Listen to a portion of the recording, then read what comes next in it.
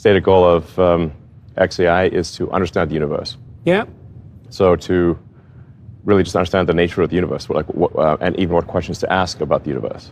Yeah. So that's our goal. I think it's a good goal. So let me ask you some specific questions about that. So I played around a lot with large language models. I have some people on my team who built one. Actually, we built one out of my writing that I've been using to help me with my new book. So if I come across biblical passages that I can't understand, I can use that system to give me a first pass approximation, and it works quite nicely. Yeah. I've used Grok quite a lot too, and ChatGPT, and I use them as research assistants, and ChatGPT lies a lot, so you have to keep an eye on it. Now, I've used Grok a lot, and it's not as woke as ChatGPT, but it's still woke. Like, it still deviates in the... So how are you...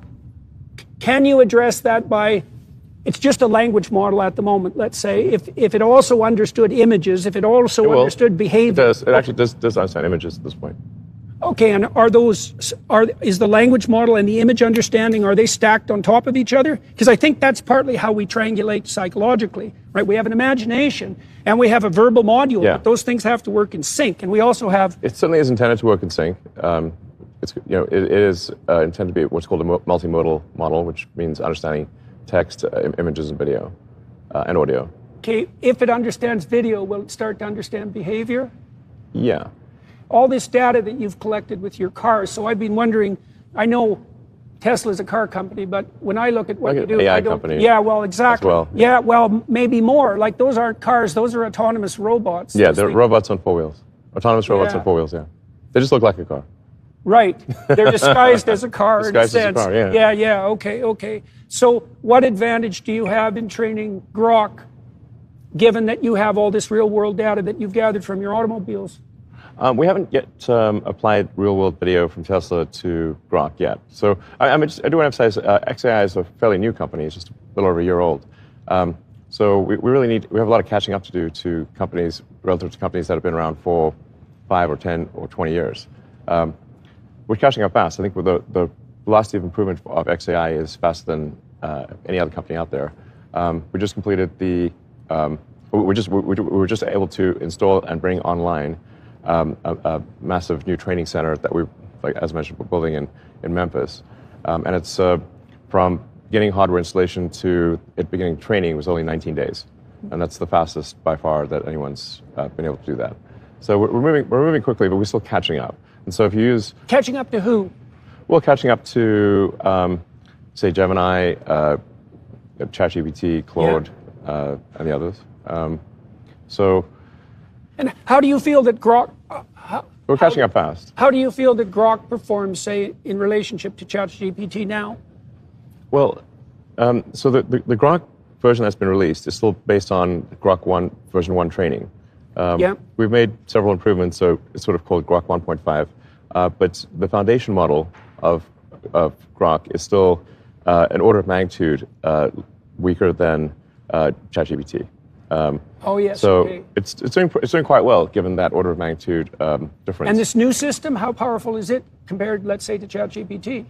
Well, so Grok 2 actually finished training.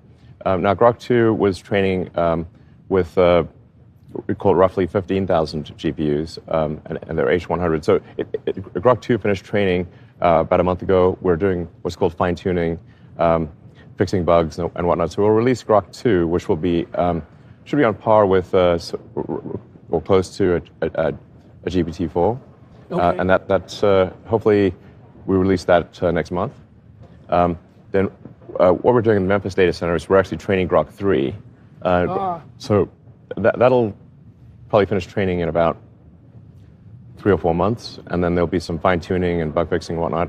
And we're hoping to release Grok 3 by December, and Grok 3 should be the most powerful AI in the world at that point. So my sense with ChatGPT, like I've worked with lots of undergraduates and graduate students, so my sense with ChatGPT is if you can corner it into behaving properly, that you kind of have something approximating a team of, I would say, master's degree level intelligence and something like that. What do you envision for this new, well, let's say the new Grok 3? And then you talked about delving deeper into the structure of the universe, let's say, to answer fundamental questions like, and you are a remarkably forward-looking person. So what do you what the hell do you think you're building with these AI systems? Like, what is this? Well, I think really what all the AI companies are aiming to build is digital superintelligence. Intelligence that's far smarter than any human. Yeah. And then ultimately an intelligence that is far smarter than all humans combined. Now one can say, like, is this a wise thing to do? Isn't this dangerous? Well, unfortunately, whether we think that or not, it is being done. Yeah. Really, from my standpoint, from the XAI team standpoint, we have the choice of being a spectator or a participant. But that's life, man. Yeah, be a spectator or a participant. And I think if we're a participant, we've got a better chance, hopefully, of steering AI in a direction that is beneficial to humanity. So why do you trust yourself on that front? That's an important question, right? I don't trust myself entirely. Good. Well, that's yes, fair enough. Okay. Yeah. You were involved in the project that Sam Altman runs now, OpenAI. I was one of the principal co-founders of Right. OpenAI. In fact, I named it. Yeah. So what the hell happened? It was my idea. What happened? The origins of OpenAI are that I was very close with Larry Page, who's one of my best friends, and in fact, I'd stay at his house because I'd spend half the week in the Bay Area running Tesla and half in LA running SpaceX, and for the longest time, I never even had a house in the Bay Area. I would just stay at friends' places. If they had a spare room, I'd stay there. If they didn't, I'd sleep on the couch. And I found it actually to be I think it's very funny that you stayed on the couch. I think that's very funny. Yeah. I'm not stay on the couch that often, but it was. But I didn't have a house for more than a decade, so I would just rotate through friends' places, which is a great way to catch up with friends. Yeah, right, right. And so I would have these conversations with Larry Page long into the night about AI safety. And I just grew increasingly concerned that Larry was not sufficiently concerned about AI safety. And at one point, he did call me a speciesist. Yes, you are one. Yes. Mm-hmm. Yes, that's, I guess, correctly labeled. That I'm a speciesist in favor of humans instead of as machines. Lice, compared to lice, for example. Well, no, more like relative to digital intelligence. Oh, yeah, that's even worse. His view is that digital intelligence should be,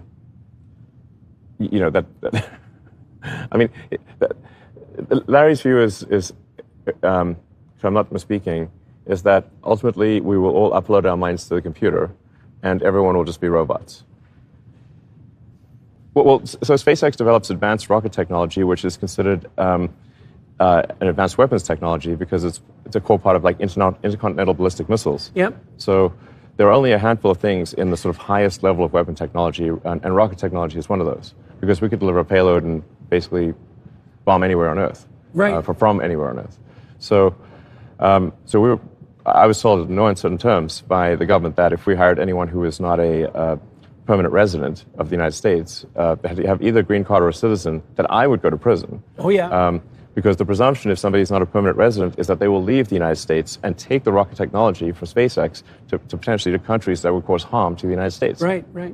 Pretty, solid reasoning, I think. And then a few years ago, the Biden administration decided to sue SpaceX for failing to hire asylum seekers. Right, right. Yeah, I remember that. So we're told on the one side that if we hire anyone who's not a permanent resident, we go to prison. Now we're told if we don't hire asylum seekers, who are not people who've been granted asylum, seekers, they aspire to asylum, they're therefore not a permanent resident, but if we don't hire them, we also go to prison. Right. Well, the purpose of being damned if you do and damned if you don't is to make damn sure that you're damned. Correct. Right. So that's a kind of outcome. So, I mean, that seemed to be insane and unfair. And why